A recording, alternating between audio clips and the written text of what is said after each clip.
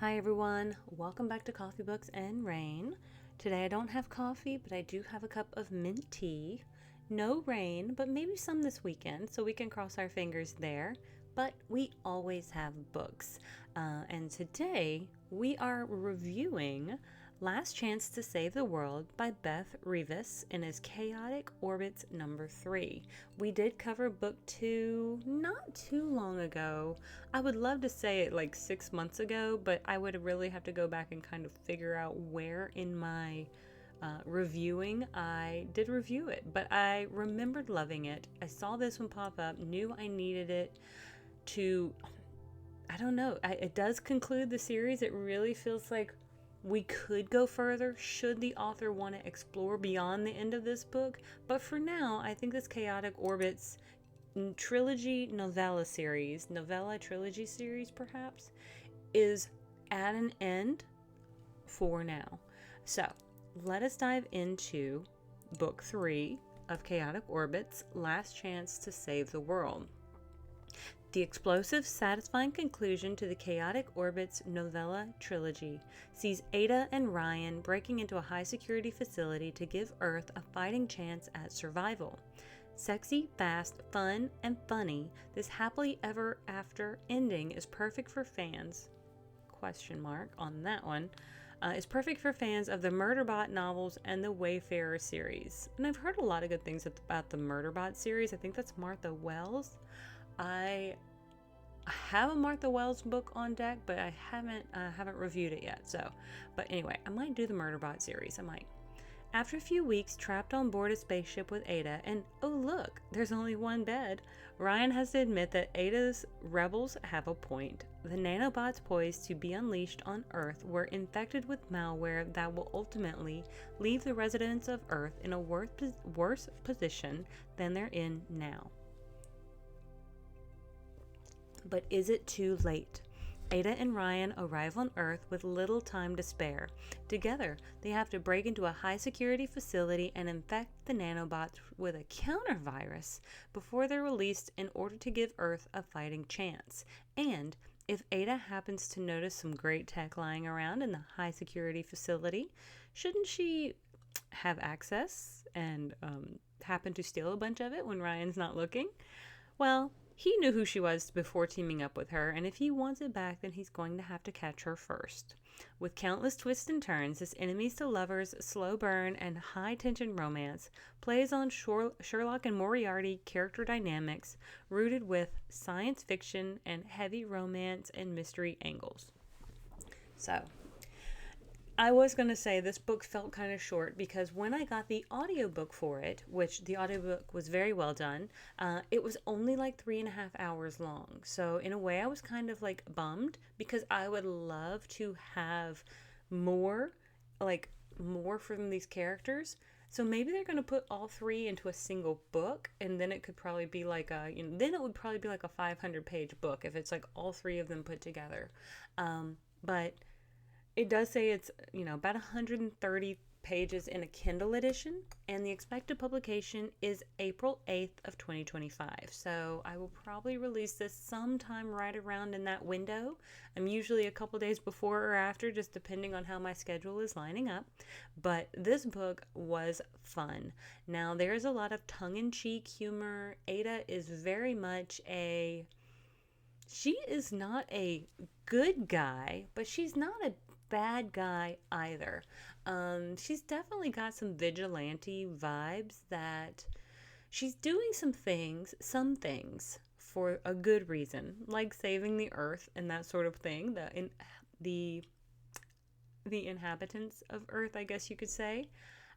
However, should things kind of fall into her lap, or she runs across them, or maybe she finds a job she can do while she's out there, maybe she'll do that too. So I really like her character because she's kind of a bit morally gray, if not kind of leaning into the darker shades of gray at times. Ryan, on the other hand, who has been her kind of like who she's been butting heads with, he's definitely much more straight-laced. You could kind of picture him as like government agent man. Definitely not the one to step a toe out of line. So if there's a rule for it or policy for it or something like that, then he feels a desperate need to follow it to the letter, which is great fun since now they are pretty much a yin and yang to each other. They are like in the little yin yang ball. They are really polar opposites, which I think is why they're so drawn together. Because Ada really does have this intense crush on Ryan.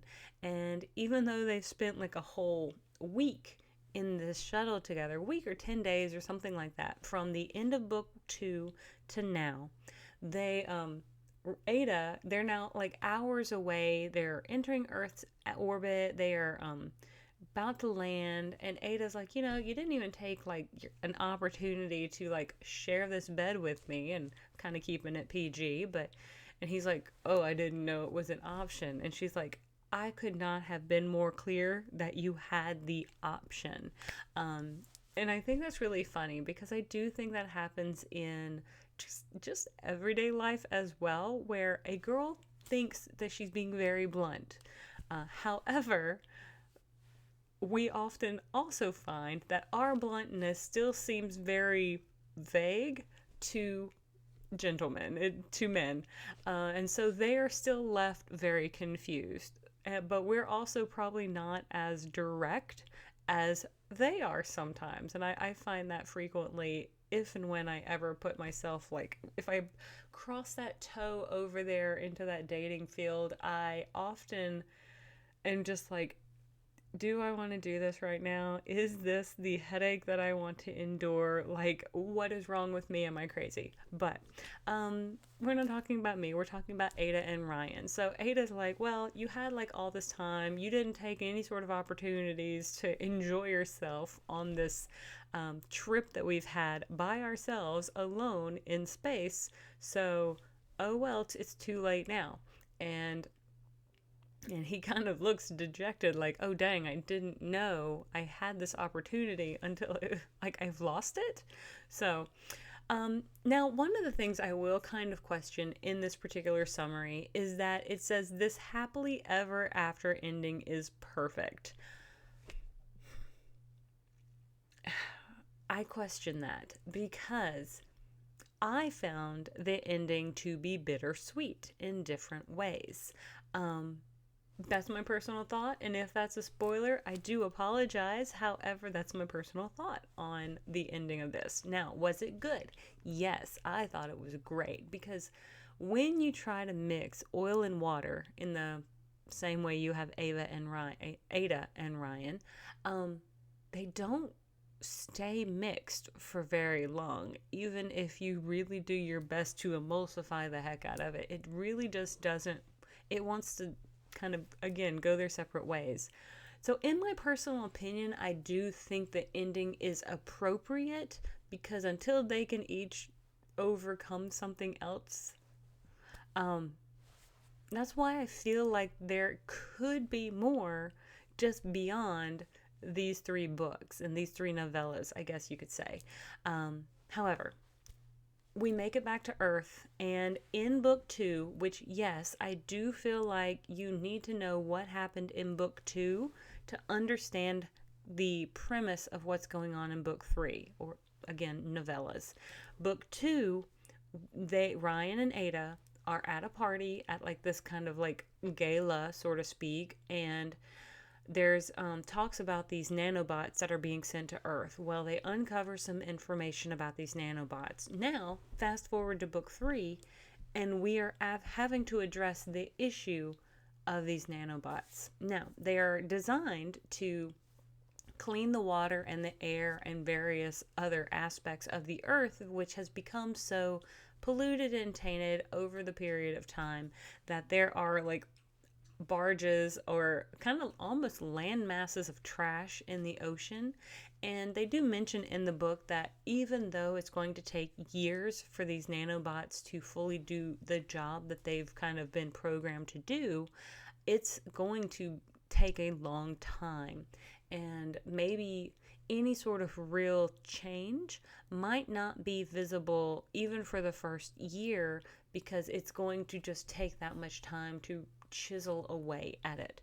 But the nanobots have been programmed by a pretty sketchy dude that we met in book 2 and now in book 3, who is kind of taking advantage of the situation. Malware has been put into these viruses, or into these nanobots, like a virus that ultimately will be more or less like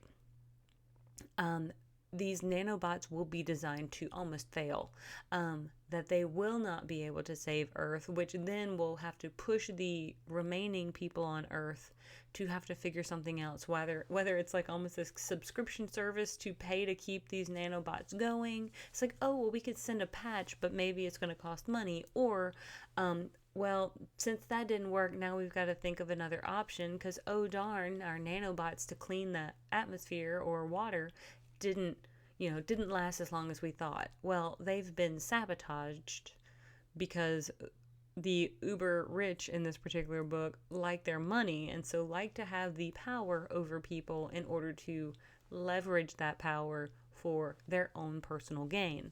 And so in this particular respect, both Ada and Ryan are on the same side of humanity.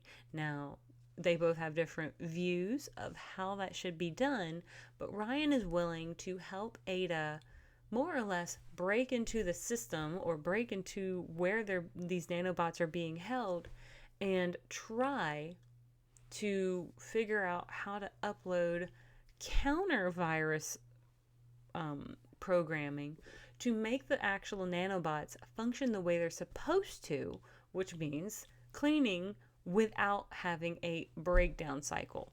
And Ada really wants to be able to do this. She is from Earth. She lost her father on Earth, and we do meet a couple other people from Ada's past in this book, which is the first for this one.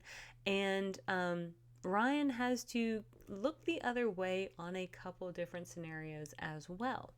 But there's definitely more tension between Ryan and Ada. We've seen their romantic interest in each other growing, and it's pretty cute. It's definitely no spiciness, but it can be steamy in the way, like, close proximity, oh, we're gonna kiss, but we're not quite kissing yet sort of thing, or full-on kiss with like fireworks. But that's the maximum of the spiciness, because like I said, there is no spice. It's like that's what it is. It's just some kissing. That's really the maximum of the romance entanglement. But since it is a short book, I don't want to divulge too much more. I don't want to divulge how things play out or all that. I may have given a little spoiler on at least their relationship situation, but again, the way we leave it in this book, the door is open. Even if she's saying that this particular novella series is complete, the door is open for potential in the future should she want to continue exploring something. And I'm not mad about it. I'm really not. I would love to see a happier ending for these characters. But you do have to kind of question too, with them being so different in their personalities and approaches to life, would they actually be able to, I guess, make it in a coupling situation? But I did note that this one other reviewer on Goodreads, her name's Kat, she's like, wait, what do you mean trilogy? What do you mean conclusion? That wasn't the actual end, was it? And that's how I feel too. So Kat, I feel you on that one, because that's why I'm saying that should she feel like she's done for now, I get it. Okay, let's explore some other things, but please come back and let's continue some adventures with Ada. Maybe we don't have to have Ryan in them. Maybe it can just be Ada doing some adventure things, but I would just love to see more from this world. Maybe a full novel instead of just 3 novellas, but hey, I liked it. I give it at least 4.5 stars personally, so I'll probably round it up on Goodreads when I review it, and probably will be reviewing it in probably a week or so, since the release date from when I'm recording this is about a week out anyway. But with all of that being said, I want to thank you guys so much for tuning in. If you have not liked and subscribed, then I certainly hope you will. Also, someone else on one of my, they left a comment and it was so sweet. It was really cool. But they asked me would I ever be willing to do cosplay tutorials. Well, the thing is I'm not super great at it. I am still a super, super novice myself, though I do love to dabble. So should there be questions, or should there just be any interest in wanting to know the minimal stuff that I know, then I'm happy to share whatever I have been able to figure out. I will show you guys the kind of the Viking hatchet that I've been making for a friend of mine for a Ren fair that we're going to. They're having a Viking barbarian weekend, and I've decided I was going to make him like a Viking hatchet because it goes better with his costume. And then I have like shurikens, which doesn't make sense when it comes to Vikings, but shurikens because I am a rogue, and then I will also have some daggers as well. Probably will get, I have a longer blonde wig, so I will probably braid that in a Viking-esque style, and then I will do my makeup in a Viking-esque style, and then I'll have my roguish costume or cosplay for the Ren Fair. So very excited. I may have to in the near future like either wear it to record a few episodes, or show you guys a picture of what it looked like when I completed. It's not done yet, but hopefully in the next week or so I will be completely done with that, and then maybe I will do a beta test of the whole thing, and maybe I'll record an episode wearing it. So I guess we'll see. But anyway, thank you so much for tuning in. Thank you for joining me on this journey, and I will see you guys on the next page. Have a great one. Bye.